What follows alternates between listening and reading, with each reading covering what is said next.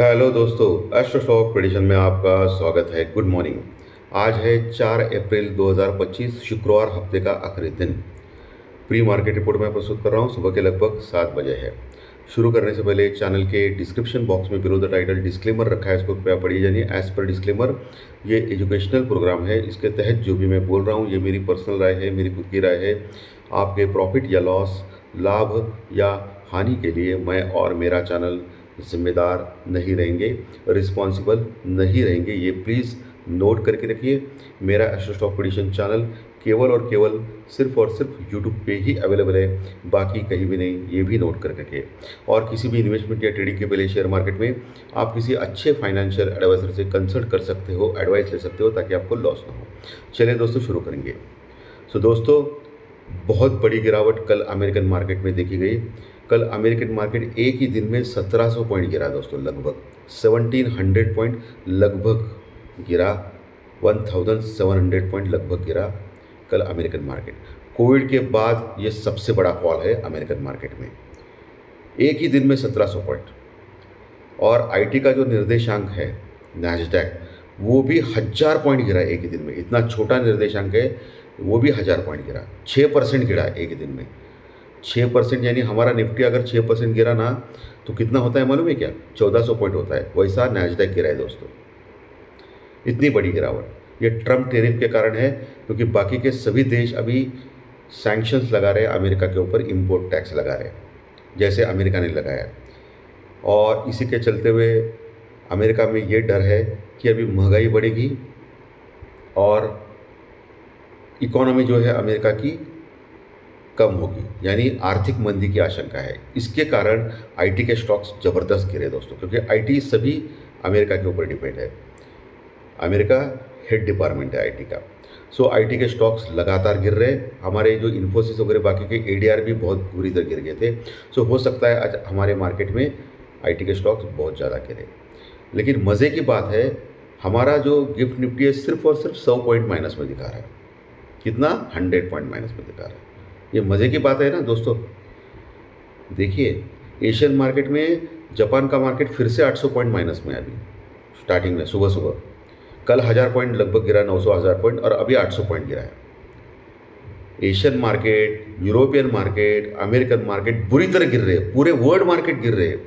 लेकिन हमारा इंडिया जो है वो नहीं गिर रहा है। मज़े की बात है ना दोस्तों। यही तो ताकत है इंडिया की, यही तो गिफ्ट निफ्टी की ताकत है दोस्तों।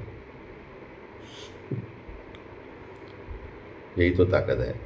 हो सकता है आरबीआई की जो पॉलिसी अभी 7 तारीख को बैठने वाली है अगले हफ्ते, उसमें कहा यह जा रहा है कि रेट ऑफ इंटरेस्ट आरबीआई घटा सकता है मार्केट में। रेट ऑफ इंटरेस्ट, ब्याज दर घटा सकता है। इसीलिए मुझे लगता है कि मार्केट हमारा गिर नहीं रहा है। ओके।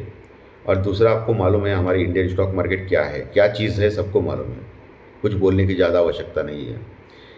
सिर्फ और सिर्फ 100 पॉइंट गैप डाउन दिखा रहा है, लेकिन जो दिखता है वो नहीं होता है। ये आपको ध्यान में रखना है, क्योंकि पिछले 2 दिन से अमेरिकन मार्केट, ये सभी मार्केट बुरी तरह गिर रहे हैं, लेकिन हम लोग नहीं गिर रहे।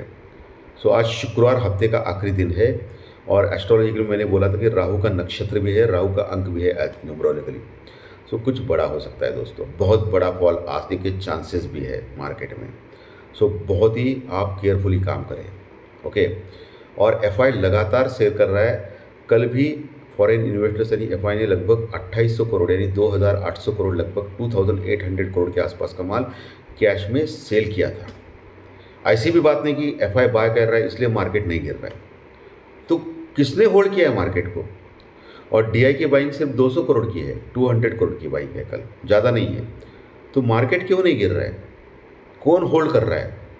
यही एक आश्चर्यजनक बात है इंडियन स्टॉक मार्केट की। पिछले 2 साल से आप देख सकते हो इंडियन स्टॉक मार्केट में बहुत कुछ आश्चर्यजनक जो चीज़ें हो रही है। ओके। जो बाकी कई जगह नहीं होती है, क्योंकि हम लोग फंडामेंटली स्ट्रांग नहीं बोल सकते। मैनिपुलेशन हो रहा है क्या, ऐसा लोग बोल रहे हैं आजकल इंडियन स्टॉक मार्केट में। कौन कर रहा है? डीआई की बाइंग तो नहीं है, एफआई की सेलिंग है। तो कौन कर रहा है? बड़ा ऑपरेटर कर रहा है या कौन कर रहा है? मालूम नहीं। ये सेबी को पता होना चाहिए, हम क्या कर सकते हैं इसमें। लेकिन अच्छी बात है, हमारा इंडियन स्टॉक मार्केट नहीं गिर रहा है, सिर्फ 100 पॉइंट माइनस में दिखा रहा है अभी सुबह 7 बजे।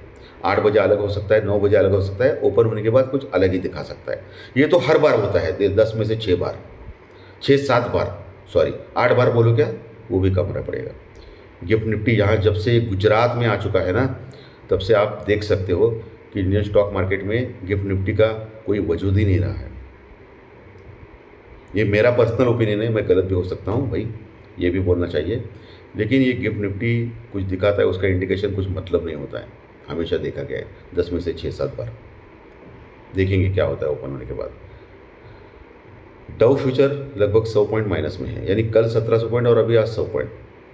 देखिए आप कितनी बड़ी गिरावट अमेरिका में, और एक कंटिन्यूस डाटाज भी उधर अमेरिकन मार्केट की खराब आ रहे हैं दोस्तों। जो उनके जो पर्सनल जॉब्स डाटा है वो है, सभी खराब आ रहे हैं। और आज शुक्रवार के दिन उन फेड के चेयरमैन जो है वो भाषण करेंगे, पावेल साहब, और वो आग में घी डालेंगे या ठंडा करेंगे आग को, वो देखना पड़ेगा। पावेल का स्टेटमेंट आज रात को आएगा अमेरिकन टाइम के अनुसार, तो उनका भाषण कैसा रहेगा उसके ऊपर भी अमेरिकन मार्केट फिर गिरेंगे या संभलेंगे, देखना पड़ेगा। सो आज के दिन बहुत केयरफुल काम करना है। एक ही अच्छी बात है, क्रूड ऑयल $70 के नीचे आ गया है, $70 के नीचे, ये अच्छी बात है हमारे लिए। डॉलर इंडेक्स और 10 साल की बॉन्ड यील्ड जो है अमेरिकन मार्केट की, वो लगातार गिर रही है। 102 के पास आ गया डॉलर इंडेक्स, और 10 साल की बॉन्ड यील्ड 4.02 के पास आ गई, जो 4.50 तक गई थी। बहुत बुरी तरह गिर गई है। सो आज आईटी के स्टॉक्स में गिरावट हो सकती है, लेकिन मेरा मन ऐसा कह रहा है कि आज अगर आईटी के स्टॉक्स में यानी इन्फोसिस या टीसीएस शेयर में 3-4-5% का गिरावट हो गया, तो जो लॉन्ग टर्म इन्वेस्टर है और जो कैश में खरीदना चाहते हैं आईटी के स्टॉक्स, उनके लिए एक सिप यानी सिस्टमेटिक जो इन्वेस्टमेंट करते हैं हम लोग, छोटे क्वांटिटी में बाइंग करने का एक चांस रह सकता है। आखिर मैं कुछ नहीं बोल सकता हूँ, बाइंग या सेलिंग की कोई रिकमेंडेशन नहीं दे सकता हूँ। जो भी करना है आपको आपके फाइनेंशियल एडवाइजर से कंसल्ट करके करना है, लेकिन मेरा एक पर्सनल ओपिनियन मुझे लग रहा है कि इंटरेस्टिंग रहेगा आईटी के स्टॉक, जो बहुत बुरी तरह ऑलरेडी गिर चुके हैं दोस्तों। बाकी बैंकिंग के स्टॉक्स तो स्ट्रॉन्ग चल रहे हैं, आपको तो मालूम है। एफएमजीजी स्टॉक्स जो है वो इतना परफॉर्म नहीं कर रहे। फार्मा स्टॉक्स ने तो कल कमाल कर दिया था, और आज भी फार्मा स्टॉक्स में एक्सटेंड हो सकती है रैली, लेकिन ऊपर के लेवल पे सावधान रहना है आपको सभी स्टॉक्स में। सो पुट कॉल रेशो अभी 1 के ऊपर गया है, 1.19 हो गया है निफ्टी का। बैंक निफ्टी का भी 1 के ऊपर ही है, 1 के आसपास, 1 के ऊपर ही है। तो पुट कॉल रेशो तो स्ट्रॉन्ग दिखा रहा है मार्केट में, निफ्टी और बैंक निफ्टी का। निफ्टी लगभग 23,250 23,250 के पास क्लोज हो गया था कल के सत्र में, और बैंक निफ्टी 51,600 के आसपास क्लोज हो गया था कल के सत्र में, 51,600 के आसपास, लगभग 250 पॉइंट 250 पॉइंट प्लस में, और लगभग 80 पॉइंट माइनस में निफ्टी क्लोज हो गया था कल के सत्र में। तो आज कौन से लेवल्स इंपॉर्टेंट है? बाकी इंडिया विक्स कल हल्का सा घटा था, तो इंडिया विक्स वही है 13.60 के पास। इंडिया विक्स के ऊपर भी आज ध्यान रखना है आपको दोस्तों। इंडिया विक्स अगर बढ़ने लगेगा तो मार्केट गिरना चालू करेगा, तो उसके ऊपर आपको ध्यान रखना है। आज निफ्टी में सबसे इम्पोर्टेंट जो लेवल है नीचे का, वो 23,150 का रहेगा, जो कल का लो है लगभग, यानी 23,100 से 23,150, 23,100 से लेकर 23,150, ये जो लेवल है वो आपको वॉच आउट करना है। वहाँ आता है निफ्टी जो अभी 100 पॉइंट गैप डाउन दिखा रहा है, तो वहाँ आएगा शायद, और वहाँ आता है और वहाँ टिकता है, 100 के नीचे नहीं जाता है, वहाँ टिकता है और वहाँ से बाउंस बैक करता है, तो वहाँ से बाउंस बैक करने के चांसेस ज़्यादा है। तो आप एक हेजिंग की स्ट्रैटेजी ले सकते हो, वहाँ से ऊपर आ सकता है। लेकिन 23,100 23,100 के नीचे अगर जाता है निफ्टी, तो फिर 23,050 तक भी जा सकता है, 23,000 23,050। लेकिन पिछले 2 दिन से एक बहुत बड़ा फॉल निफ्टी में पेंडिंग है। सो अगर 23,000 भी तोड़ देता है निफ्टी दोस्तों, तो इस बार 22,800 850 के लेवल भी आ सकते हैं निफ्टी में, 22,800 850 के लेवल, ये आपको ध्यान में रखना है। वहाँ एक बड़ा सपोर्ट है, वहाँ से एक बार तो निफ्टी बाउंस बैक करने के चांसेस ज़्यादा है। ऊपर का लेवल कौन सा इंपॉर्टेंट है? ऊपर 23,350, 23,350 एक रेजिस्टेंस रुकआउट हो सकती है आज के दिन। उसके ऊपर 23,450 से लेकर 550, 23,450 से लेकर 550 का लेवल एक इम्पॉर्टेंट रेजिस्टेंस रुकआउट का लेवल हो सकता है, ऊपर का लेवल। बैंक निफ्टी 51,200, 300, 51,200, 300 एक अच्छा सपोर्ट है नीचे। उसके नीचे 51,000 यानी 51,000 का रॉक बॉटम सपोर्ट है बैंक निफ्टी में। अगर आज के सत्र में 51,000 के आसपास आता है बैंक निफ्टी और वहाँ टिकता है तो वहाँ से बाउंस बैक होने के चांसेस ज़्यादा। टिकता है यानी 15-20 मिनट टिकना चाहिए। 51,000 के नीचे जाता है 51,000 के नीचे तो फिर 50,800, 50,800 एक सपोर्ट है। उसके नीचे 50,500, 50,500 और बहुत बड़ा सपोर्ट 50,000 के पास है। ये मैं नीचे के सपोर्ट क्यों बोल रहा हूँ, क्योंकि एक बहुत बड़ा फॉल निफ्टी और बैंक निफ्टी में पेंडिंग है दोस्तों। बैंक निफ्टी में भी पेंडिंग है क्योंकि हम लोग ग्लोबली अलाइन अभी तक नहीं हुए हैं, कम गिरे हैं। तो 50,000 एक बड़ा सपोर्ट है बैंक निफ्टी, उसके नीचे नहीं जाना चाहिए।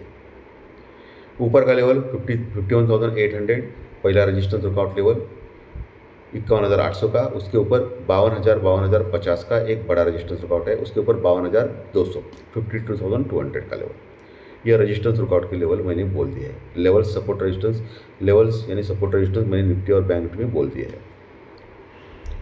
सो ट्रेडिंग बहुत ही केयरफुली काम करे आज के दिन। मार्केट में आज बड़ा मूवमेंट हो सकता है क्योंकि कल के सत्र में मैंने क्या बोला था, मार्केट में टाइम पास हो सकता है। मार्केट ओपन होने के बाद जो भी गिरावट जो होगी, तेजी होगी, उसमें टाइम पास होता है। और कल आपने देखा टाइम पास भी हो गया मार्केट में। ऑप्शन राइटिंग का दिन था, कॉल और पुट ऑप्शन के प्रीमियम खाए गए। लेकिन आज मुझे लगता है कॉल और पुट ऑप्शन बायर का दिन हो सकता है, बड़ा मूवमेंट हो सकता है। और जो भी आज हेजिंग करेगा पर्टिकुलरली दोपहर 2 बजे के बाद, उसको एक अच्छा चांस मिलने के ज़्यादा चांसेस है।